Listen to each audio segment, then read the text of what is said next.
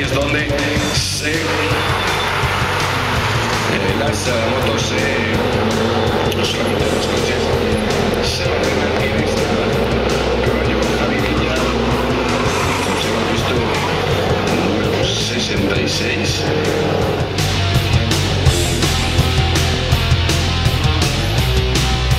Tenemos ahí un trompo en la curva de Michael Duhan. Lo distinguimos.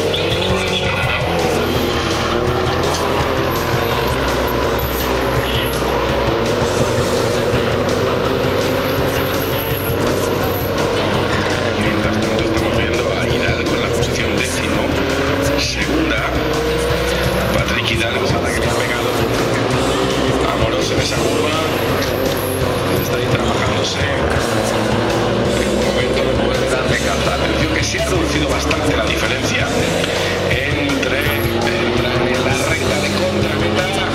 Aquí no está todo de pesca, cualquier error que cometa Alex Werner lo va a aprovechar Javi Villa. Último giro, recordamos.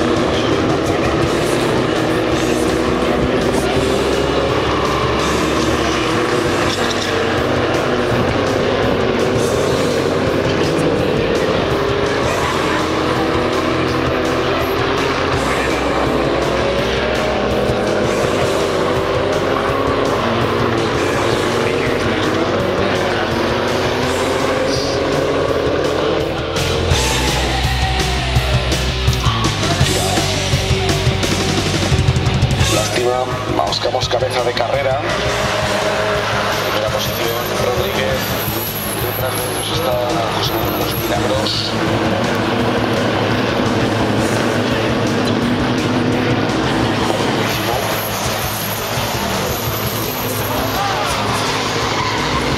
Ya más atrás.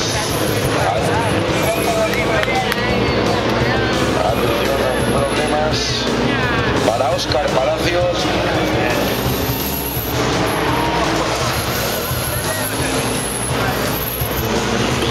Quinto ahora, adelantado a varios pilotos, estaba octavo, ha tenido esa suerte, está comandando el grupo.